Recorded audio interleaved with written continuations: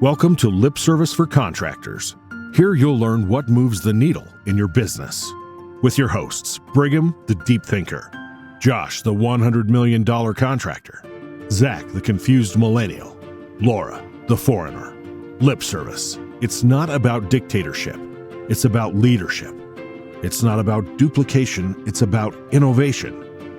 It's not about stuff. It's about your people. Strap in and get ready for some lip service. And we are back with another episode of Lip Service for Contractors. You guys, we've got a phenomenal episode for you today. We have as our guest, a valued guest for sure, Mike Wilson with Any Hour, built his company from almost nothing to what it is today. We're going to talk about that much, much more in 60 seconds. Power Selling Pros is the customer service coaching company for contractors. Their one-on-one coaching for CSRs helps contractors book at least 85% of their calls and wow more customers. And their group training for technicians helps you create a better buying experience in the home and close more sales. Visit powersellingpros.com to learn more about how you can make more money with their coaching programs. Chances are you love what you're hearing on Lip Service for Contractors.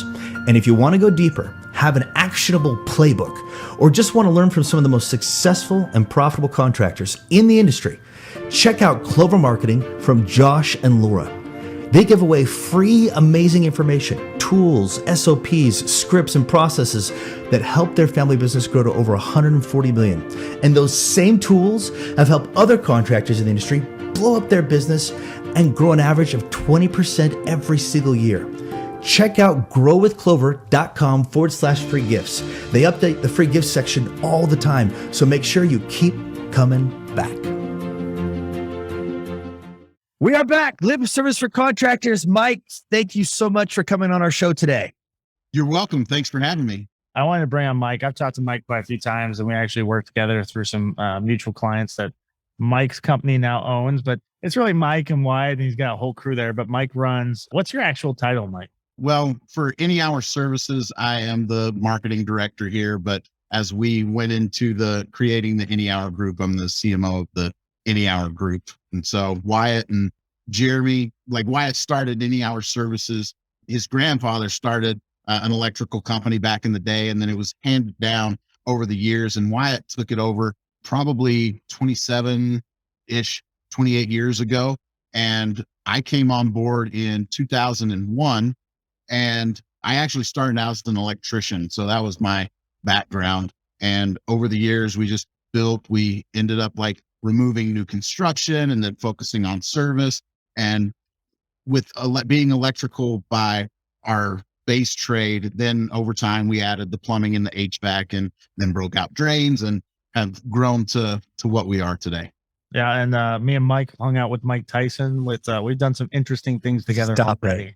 Yeah. Tell us about that. That was at Rhino X. So we were just getting a little bit of trouble. That was one. Oh, I see. The weirdest interviews I've ever seen, by the way. Like, it was both amazing, funny, and incredibly tense at the same time. And I was told he had his own room just to smoke weed in, and that was part of his contract. That's correct. He did. That's hilarious. I didn't know. I don't know if you knew this, Mike. I didn't know he's like the king of weed distribution. Like, he has like 250, not distributions, whatever they're called, weed shops. I don't know what they're called. I'm not terribly versed on it. But I never knew that. He's like the king of weed. That's a crazy put in a contract. Right. I've seen his podcast, and I knew he liked to get high, and I knew he was like, tied in somewhere or another there, but Mike was instantaneously hooked. So he knew right away. We're going to be friends forever. Right. I just remember when we were doing the meet and greet and shaking hands, like I shook his hand, and he looked a little nervous. Like he was worried about. He felt threatened in your company. I get. Oh, you're saying right. That looks tough. And I had to tell him, Mike, I'm a fan. Don't worry about me. It's the quiz, Mike. The quiz is just threatening. That comb over is just threatening. Well, I'd be scared too, but there's a screen between us, so my guard is a little bit more down. That's good. That's good. So, Mike, you've been tremendously successful. For those of you are out there listening that do not know where you're at and where you've come from. Can you give us just a little bit of description of where you're at as an organization and so on and so forth, and we can kind of get an understanding there. Thanks. Sure. Like I said, we, started out as electrical. Back in the day, we did new construction, remodels, like anything we could do back in the day. And we were a small company back then, where everyone that's been in that position where you're a small company, everyone's doing all kinds of different positions in the company, because you do whatever's got to be done to get the job done. As we grew, starting out, I think, first year around $1.5 million. And then as we continue to grow, when we started focusing, solely on service, to this year, I think when I was looking in the huddle this morning at our KPIs, and we're pacing just over 93 million right now this year.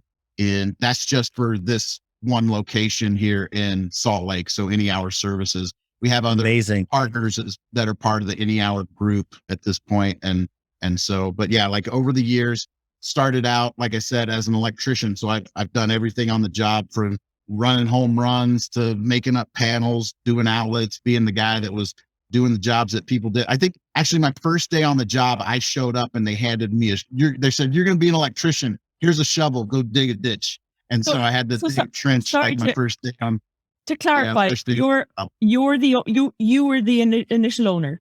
No. Wyatt owned it. Yeah. Wyatt's grandfather, Dwayne Hepworth, started an electrical company, Hepworth Electric, back in 1961. And then, Wyatt grew up around it with his dad, Terry, and a grandfather doing it. And then in, I want to say 97-ish or something like that, he took over the business full time and just started building. And we when I came on board in 2001, again, like just doing new construction and stuff, we started working really closely together. And over time, I started helping in the office. It started out as it was tax season. So he's like, "Hey, we got to add up all the receipts." And so we start doing what we got to do. And then it was, I actually remember back in the day, we would be during the busy season, like we had an ad in the phone book or in the newspaper, but we'd go and we'd run jobs. And then we would really only check the messages when it got, to the slow time of year, when it was like time to do that, because we were on the job working our butts off, like day in and day out, and didn't even have time to like answer the phones. And then over the years, as we added more office staff and stuff, I ended up migrating into the office. And so I've answered the phones, I've dispatched the calls, I've been the trainer, the general manager at some point. Like as we've grown, we take the hats that we need. And as we get more people on board and more experienced people, we've grown and those people have grown into those positions. And so now I'm able to focus just on the marketing, which is where I always had the most fun. I like the creative side of it, and I like the things that we do in the marketing department here. And so now having a marketing department that's built out more than it used to be back in the day, it was in between calls. I'd book the call, dispatch a technician, hang up and work on an ad or something. But now it's, I'm able to focus just on the marketing side. So let me ask a question here real quick, because this is the heart of it, right? Like I'm not gonna, 93 million run rate this year. That's impressive all itself. It's incredible, right? But you guys had like a serious jump, right? Because I think what was that jump? Because correct me if I'm wrong, I don't know the exact numbers. You're gonna tell them to me, right? But you were like 4.5, 5 million or something medium size to like gigantic, very, very fast. What was that growth?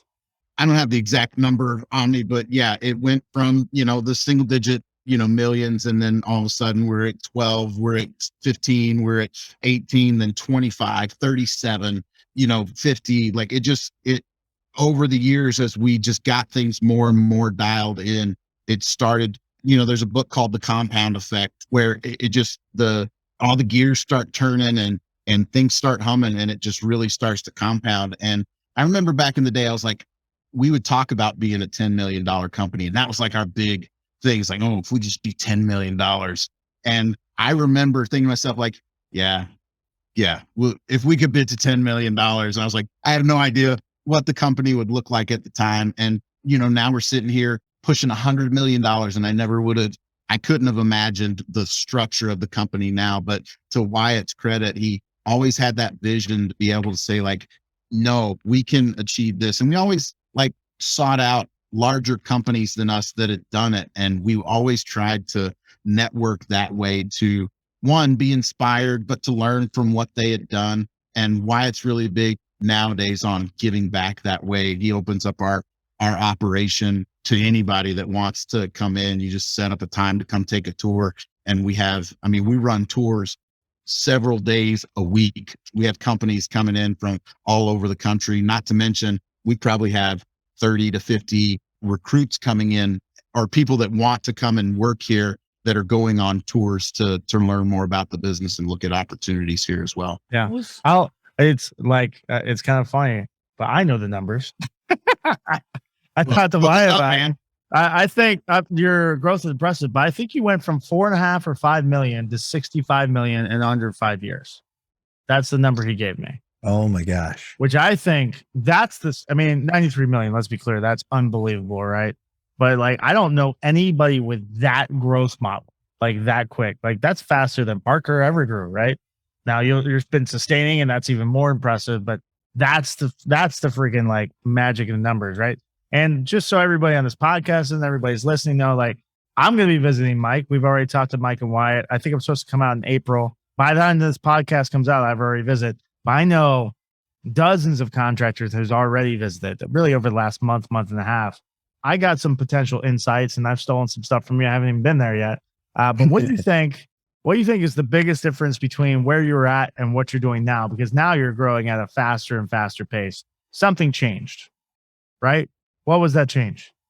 Our growth and our success really comes off the back of the people and the culture that is here. And it all starts with having great people that buy into a vision of building something that is built to last, something that's bigger than just what one person can accomplish.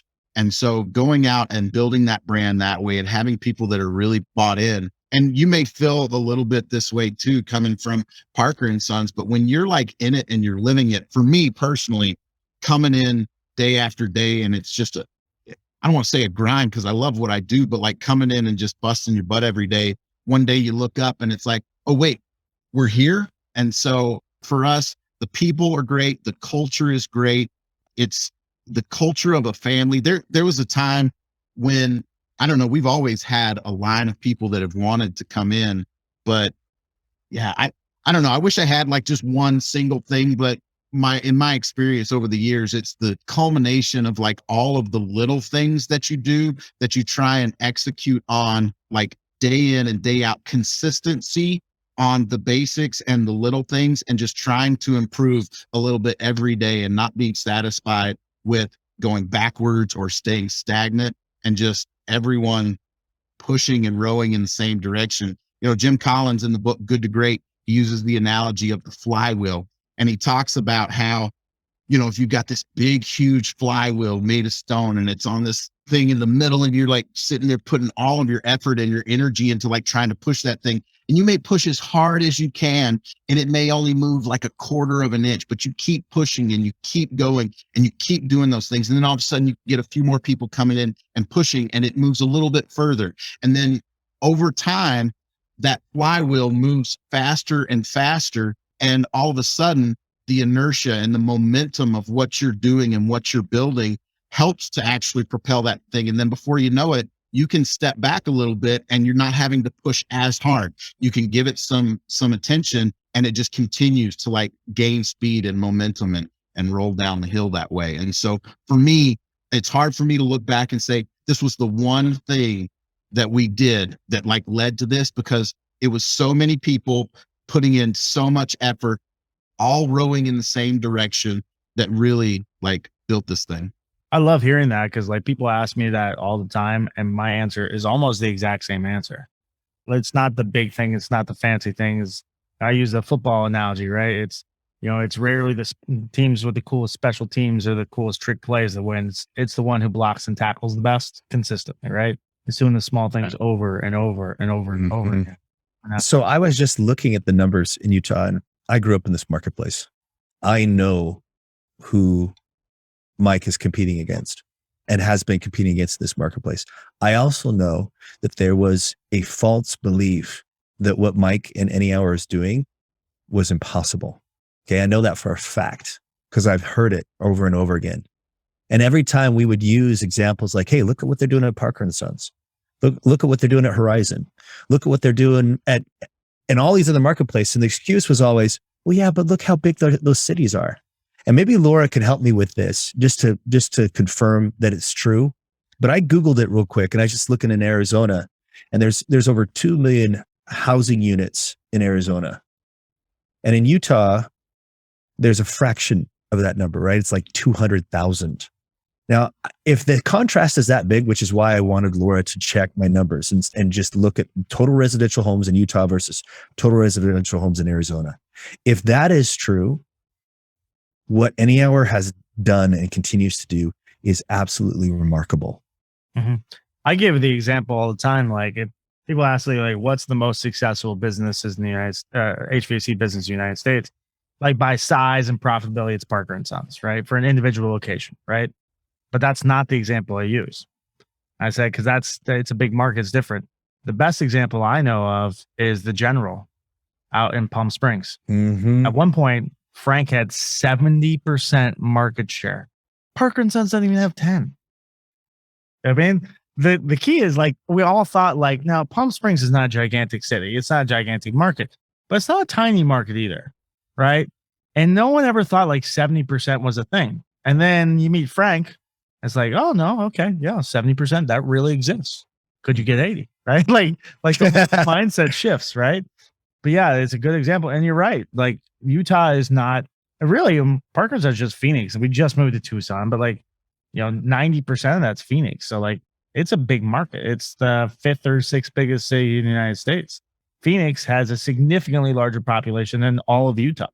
Yeah, it's true. But I mean, to your point, like I look at this market and I see so much opportunity. Like we haven't even scratched the surface of what's possible here. And so, yeah, we do have some growth and like people moving into the state, but even if that wasn't happening, like there's just so much, because so much of our business, we've really, I feel like off the strength and the value of the service that the technicians are out there actually providing to people, we've done a really good job. Like, let's see, last year, 79% of our revenue came from repeat business. There's just so much, it's so much of an opportunity to expand in those neighborhoods that we already touch and service. And so, yeah, it's just an exciting time. And I come in every day. I'm in early. I'm out late, and I just love doing what I do. Obviously, you're all in. And that's one thing I could tell from the beginning is that from an emotional standpoint, you are 100% emotionally engaged in your work. And that is fun to see. It's exciting. It's contagious. Very cool. So the one thing, like I've literally know dozens of contractors that visit you, and I'm looking forward to doing so. By the time this comes out, I would have already visited. They all said the same thing though. They say it was impressive business, great culture, all compliment. But they said the one thing that blew their mind is how data driven you are and how good your reporting is. Your reporting apparently is heads and shoulders above everybody else. It's one of the most data driven businesses. And I got like pictures and videos from people, and I talked to Wyatt about it. And like, so talk to me, like, when do we start doing that, and how much do you think that impacted the business? It's huge nowadays. There's not a day that goes by, probably even an hour that goes by, that we are not using the data from like what we've done to inform what we're doing now and what we do tomorrow, and planning their going forward. And so in the beginning, it was like on a whiteboard, you'd like post the technicians like average tickets. And I'm sitting there before the meeting starting, like looking at what they did the day before and trying to like calculate stuff out. And over the years, actually, one of the guys that we brought in, our CFO now, is like super really good at data. Like Lincoln Walpole is so good at like exporting data out and like coming up with stuff. And we have this spreadsheet that we use that has just every single like KPI that we look at in the company, and so many more. Like it's one of those things, if you're like a data nerd, you know that like, okay, here are the basic things that I should look at. But then when you start drilling in deeper, you can get like really lost in the weeds. So we've got the weeds that you could go into.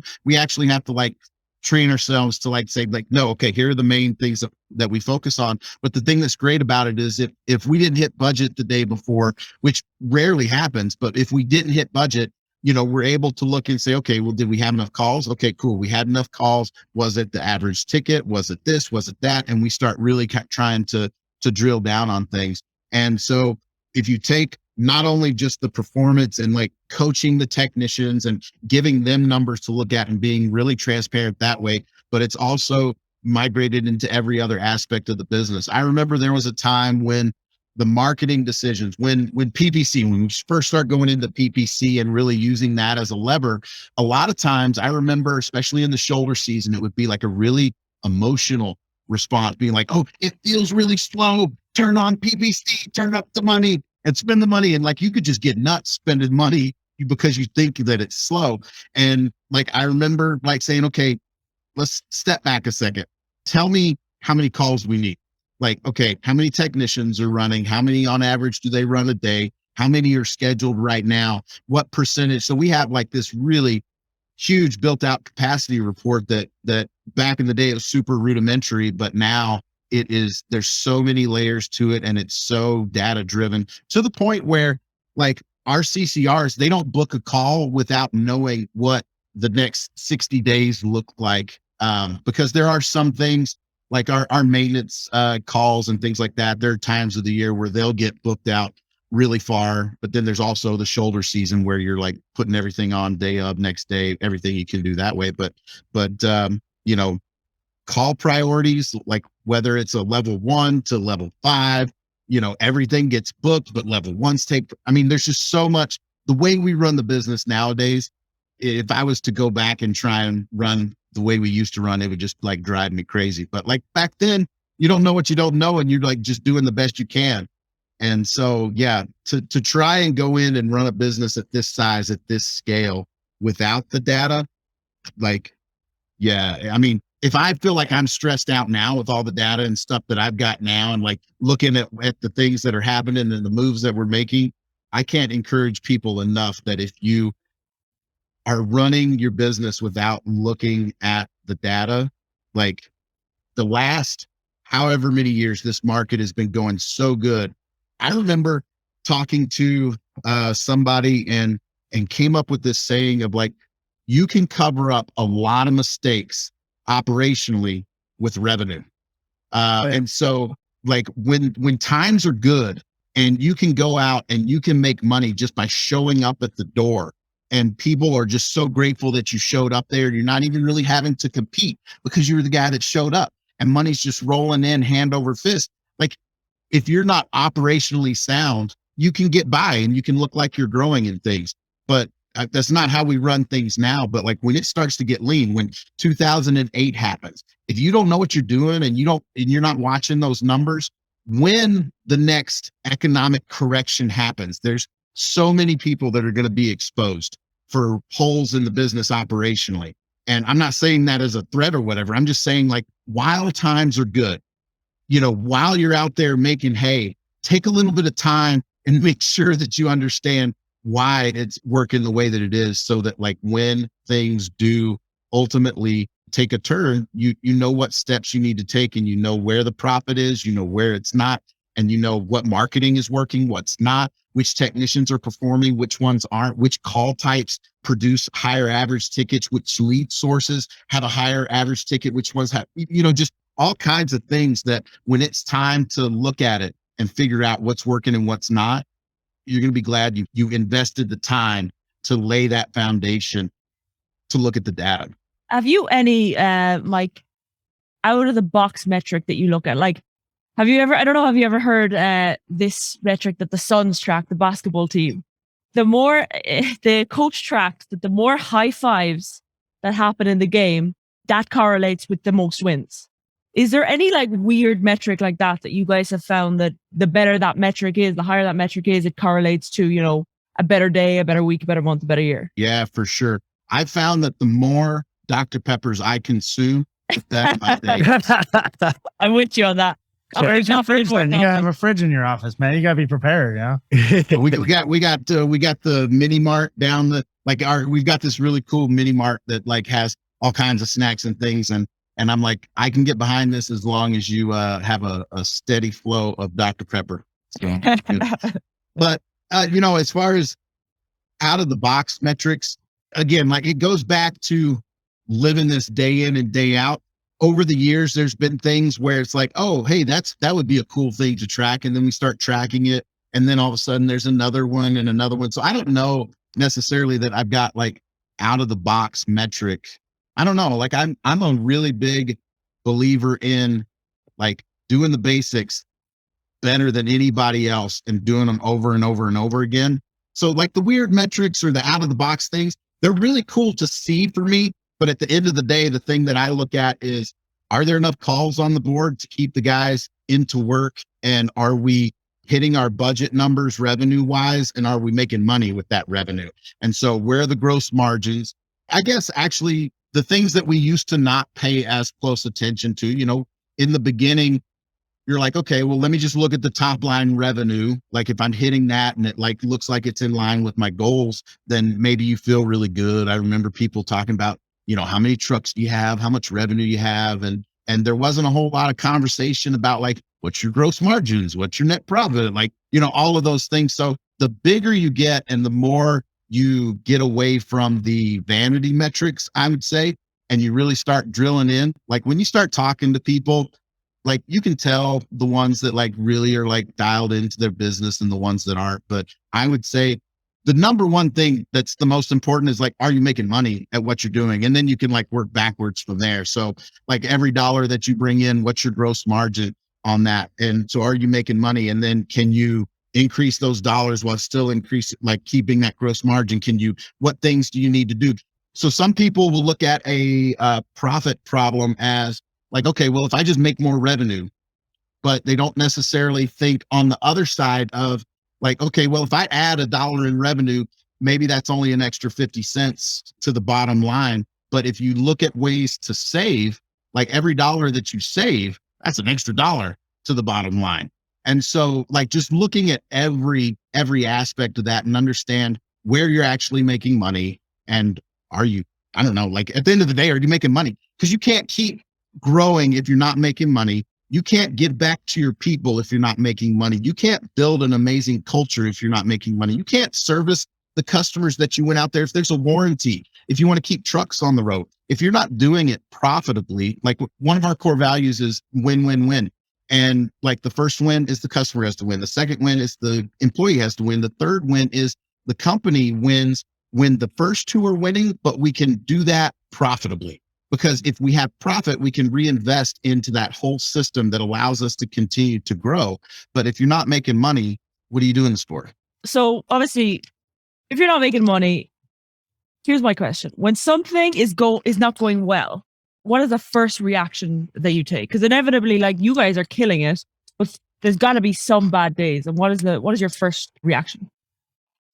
Well, when something does go wrong, I think we don't look for someone to blame. Yeah. We try and like step back and look at like, what's the problem? And then we start like reverse engineering it. So if it was, for instance, if it was calls, if we didn't have calls, we would say, okay, well, sorry, if we didn't hit budget the day before and we look and average tickets were good and closing percentage was high. Okay, well, did we have enough calls? No, we didn't have enough calls. Okay, well, why didn't we have enough calls? Then we start dialing back, were we spending enough money? Okay, we were spending enough money. Were we doing enough of these things? And so it's less about when there's a problem, it's really nice to be part of a team where it's not a blame game. Because I think that would be a really horrible feeling if you saw that you didn't hit budget the day before or something else went wrong and you walk into a room and you're like, who's going to like be targeted to be the reason that something didn't happen? Like it's not I don't know. I work with so many like high performing people that I have so much faith in the manager down the way that's in another department that if something went wrong, I know that he did his best or she did her best. And so it's not about looking for someone to blame. It's about looking a little bit deeper and seeing, okay, well, what's the root cause? Trying not to look at lagging metrics, but try and look at the things that are going to really indicate where you need to put the attention. I see so many, and it's just, you guys just see the opposite end entirely. I see so many contractors that have those morning meetings, and it's literally just a reporting session. They just report what's going on, and there's no going back to the cause. There's no figuring out what it is. It's literally reporting what's going on, and then they go on to, if AC is doing poor, they go on to how plumbing did that day, or did the day prior, or how plumbing's looking for that day. You guys take a whole different approach, probably in part because you've so much data to refer to, and secondly, it's just how you operate. Yeah. Well, real quick, number one, I'm really enjoying this, so thank you for hopping on. Yes, me too. There's some people that I listen to and talk to in the industry, and my whole thing I do during those conversations is just shut up, because there's literally, you're throwing out so much gold, and the less I interrupt, the more people get, the more I learn. So that's awesome. Thank you. So yeah, I find this fascinating. Number one, it's good information. It's great information. I think, Laura, we should set up a time with Mike. We should deep dive in reporting, put me on the paywall. I would love that up afterwards. But like, I've found this to be true. Like the very highest level. Is that Dr. Pepper, Mike? This one's water. This one is my Dr. Pepper. But if you see me pick up the Henny Hour Yeti, then like it's water. Good. So. Good. That'd be a good way to disguise Dr. Pepper in one of those. It would be. But That's how I disguise my whiskey on St. Paddy's Day. No, I'm only joking. There you go. I'm only joking. I don't have a problem. Don't you worry. Anyway, I find it fascinating. Like the very highest level contractors, I found there was a time where really high level contractors all thought differently to a point. Now we're all starting to merge together. I feel like, and correct me if I'm wrong, Brigham or Laura, this is like a conversation I would have with another contractor. I'm like, he's like maybe taking it to another level on some of the reporting, and like I'm impressed and I want to be involved and figure this out and find a way to repeat it. But like this is the exact conversation I've had with like David Geiger and with like John Boyce and with like, I think this is fascinating, like how similar some high level contractors think. Do you agree with that? Yeah. Yeah. And what's interesting is because Mike mentioned that they've begun to invest in other organizations as well. And I'm just wondering, do you have the ability, or have you experienced the ability to instill in those dealerships the same level of tracking that you're doing or that you have here in this market, in the Utah market? And if so, how have you been able to do it?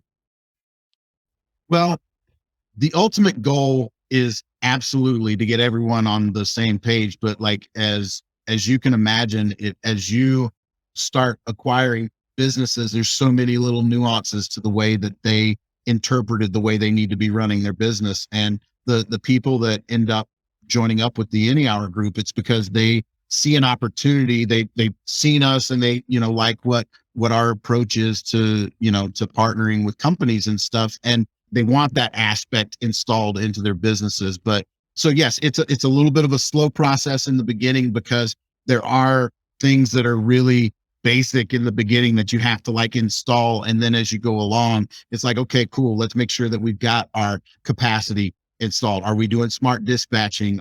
Do we have, the first thing that we do when we come in, get everyone on Service Titan, make sure that the finances are all, the same, and have our PACE report where we're all looking at the same numbers so that we're all speaking the same language. And then operationally, we can start tweaking things so that everyone's on the same page with every company. Sorry, what were you going to say? No, I was just saying, at what size do you think it's appropriate to hire a CFO? Because I'm sure that was game changing for you all. Well, I mean, we've had Lincoln on the team for a long time. He was one thing that Wyatt has done amazing is in the book, Good to Great, they talk about getting the right people on the bus and then finding the right seat for them, but like making sure you know what direction, you're driving the bus, so that if everyone on the team knows the direction you're going, it's much easier. It's that rowing in the same direction. And so Wyatt would probably be somebody to answer that a little bit better. I live and breathe the marketing side of things. And when I say, like, I trust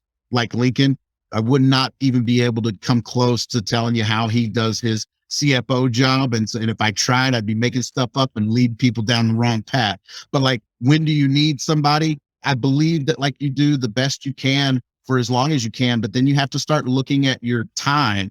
You have to start looking at time management. And if you're doing tasks that you could farm out to someone else that they could do at 60, 70, 80% of what you did, because we all know, no one's probably going to do it as good as us. Right. But like, if you can farm out to someone else those tasks and they can accomplish it, and you can start multiplying your vision and your efforts through other people, that's where you can really start to scale. And so Wyatt's been really good at envisioning the pieces and recognizing a really good person that would be a fit on the team.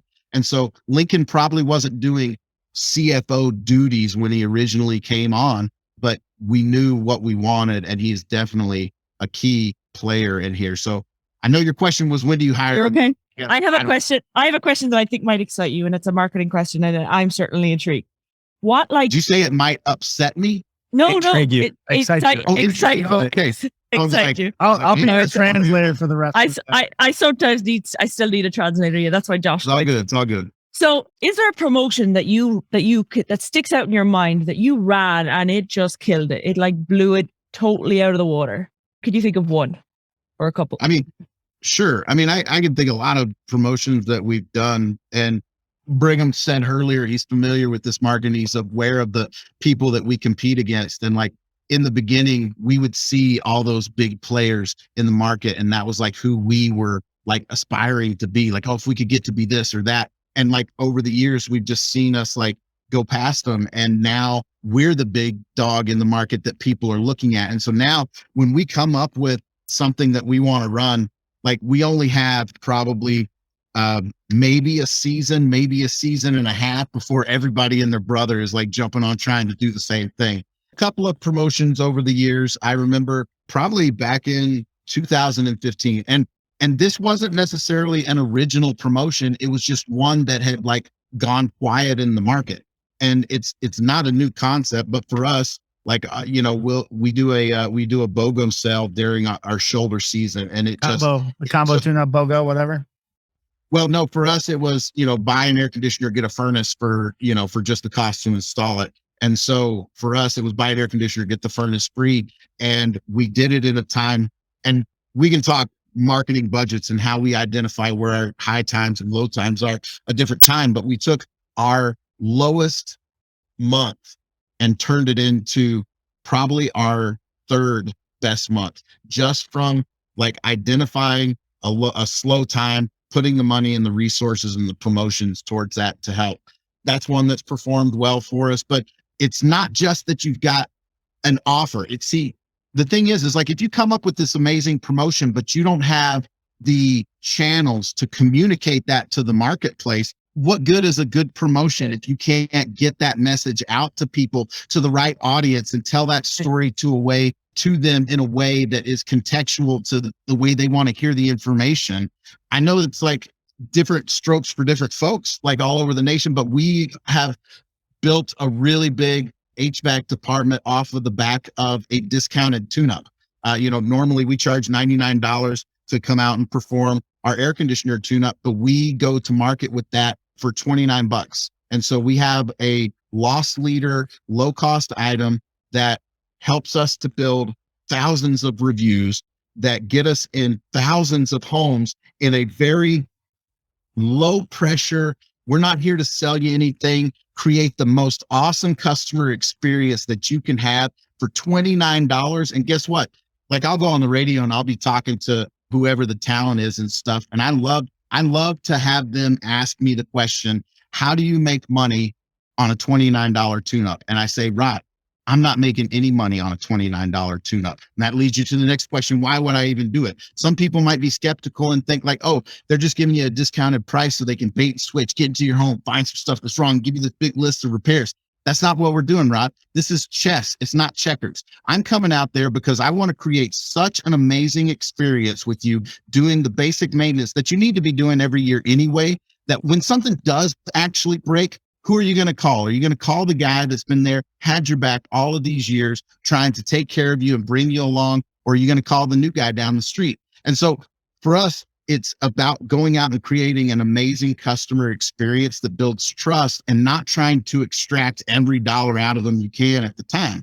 And so the discounted tune-ups have been good. The BOGO sales been good. Like we took that same BOGO concept and we've implemented that on some plumbing things and sewer line things. And so like, I look for something, the seed of something that works, and try and get creative and come up with something that works in another department. And so it really just depends on what you're trying to drive. Yeah. So what kind of calls are you trying to create? So just new and innovative ways to do the same thing over and over again. I love it. Now you're speaking my language, right? All that it has been speaking your language this whole time. Well, he's been speaking your language with, dude, track everything. And I'm like, dude, it's Christmas for Josh today. And finally a present comes my way. So yes, phenomenal customer service. I have one question, and I know that we're getting short on time, but first of all, I completely agree with you, right? It doesn't matter what your hook is, right? So say you've got a great hook, you bring them in. Now, what are you going to do with it? Right? The impression that you're going to have on the customer. And it does come down to phenomenal customer service. And I really appreciate you saying that. So how do you perpetuate that mindset, that customer service mindset? How do you perpetuate that throughout all the other dealerships that you have acquired? How do you get them? Even just all your technicians. So you have to go to other companies. Right. How do you do that you've got such a massive team at 93 million. How do you continue to perpetuate that vision about being all of your departments? Sure. Well, one, you talk about it. You've got to make sure that, with technicians, when are they going to put door hangers out on the doors? When you're talking about it all the time. When are they going to set the agenda? When are they going to do a good explore? It's the things that you talk about over and over and over again that really actually have. If you want reviews, you got to talk about reviews. If you're not talking about it, you're going to see a dip. So it's about talking about it. But bigger than that, I think that you have to really look at yourself and look at who you are. And at your core, what is your mission? What are you there to try and do? Is your objective to try and help people? Is your objective to make as much money as you can? And we know that money is important, but for us, marketing nowadays, it's only going to act as an amplifier to whatever kind of service you're providing. So if you go out there and you do crappy service, every dollar that you put into marketing is just amplifying the message that hey, we suck. But if you do good service and you really focus on that, every dollar that you invest in that is going to amplify that message. And so marketing starts with the customer experience. And so from there, you've got to be able to talk to people. Lights bring him up in every single way. I could see him grabbing his pen. You got to be able to talk to your people. And here's another thing. Your people are the same way that your technicians, you try and get them to understand that the homeowner that they're in front of is their customer, and you have to provide an awesome experience with them. You train them how to communicate with them, how to build value, how to do all these things. Well, guess what? You as a business owner, you as a manager, guess who your customer is? It's your technicians. And so the same amount of effort that you expect them to put into creating an amazing customer experience for the homeowner that they're in front of, you need to look in the mirror and do the same thing to yourself. If I'm going to get up and present in front of a group meeting, I have a lot of fun with it, but I put if I'm going to speak for 15 minutes, I'm going to put in at least an hour of preparation in just to make sure that okay, one, I'm not going to get up in front of somebody and just go off half cocked and tell a joke and talk about something random. You asked, how do you get that message down through the ranks? You do it on purpose. You do it with intention. You do it because you have a plan to do it. So when I get up and talk to people, I know I'm going to have a marketing message. And if I believe that the biggest person that affects our brand out in the market is our people, guess what? That's what I'm going to communicate to them. I'm going to try and do it by engaging their hearts and minds. I am actually going to start out with a little joke to get them to loosen up, because we know how technicians are in a group, but I'm going to tell a little story. Then I'm going to try and get them emotionally involved. I'm going to try and get them physically involved. Anyway, I don't know, you just got to you just got to do it, man. You just got to tell everybody. And so to that point, you asked, how do you get your partners to know? One of the good things when you start, if you think about your friends and the people that you really like to hang around with, you probably have some things in common. You like the same things. And I believe that like attracts like. I know they say opposites attract, but there's also a big, like, you know, you're not going to hang out with losers if you're a winner, because it's not going to feel good. It's not going to be congruent to your soul. And so the companies that partner with that whole opposites attracting has actually been proven that it's a total load of nonsense. It's been like this. It's the total truth. So like for sure attract. Opposites attract is actually total nonsense. So well, there you go.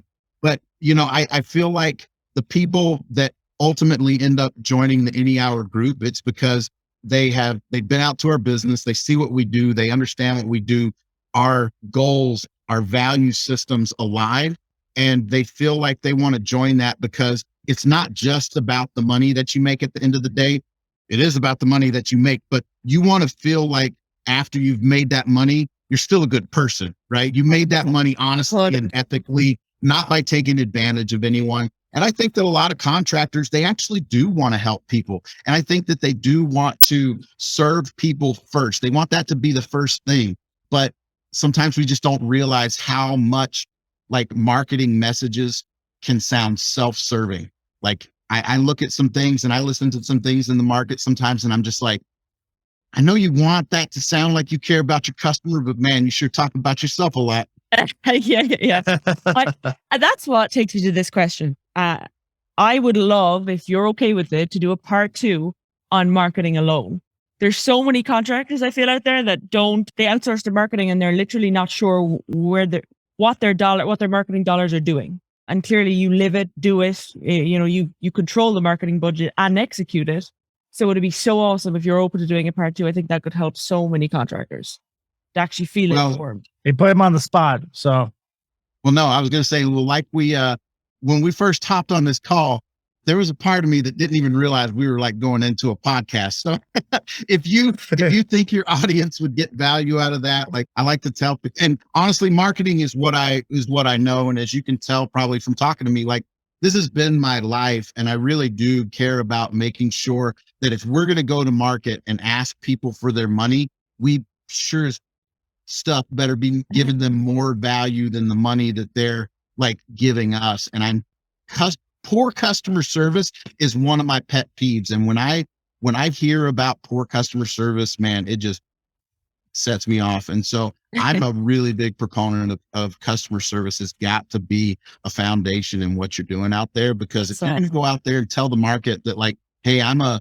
premium provider of service, you better do it. Yeah. I think you said it well when you said the 2 W's, right? The customer's got to win, the employee has to win, and then there's a P, and the company has to be profitable. So WWP. Love it. Absolutely love it. Putting the customer first. There's some podcasts that just truly bloody blow me away. And I can only imagine what it's going to do to our listeners. I have loved this. I don't want to cut it short, but I feel like we've got to respect our hour window and your time. But if you're open to a second one, I would just love it. He already said yes. Our schedules line up. We're good. Yeah, if it's recorded, it's done now. He's like told the whole world he can't go back. we can't tease the world like that. I appreciate Mike. Honestly, I think you're an all-star. I've really enjoyed this podcast. It's sometimes really good to hear stuff that you already know, and then like you went in details. That really is, man. It is just a slight. You don't have to be twice as good as everybody else, to be successful. You just have to be a little bit better. And all your answers were just a little bit better. You know what I mean? And like, that's more than enough. You know what I mean? So I really enjoyed this. I appreciate it. I don't think we have to wrap this up and give a summary or anything. I think it's too much information.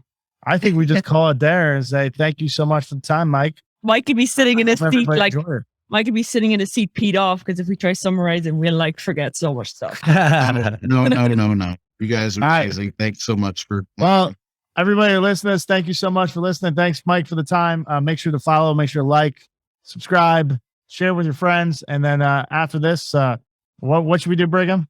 You've tickled Brigham's insides with this podcast. I'll take his line. Go out and change the world. Let's do it. Thank you so much, guys. And cheers, Mike. Thank you for listening to Lip Service for Contractors. We hope you enjoyed this episode. Make sure to leave us a review in the App Store, and don't forget to share with your friends. Ideas are cheap.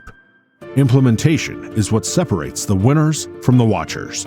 Go out and implement these ideas. See you on the next episode of Lip Service for Contractors.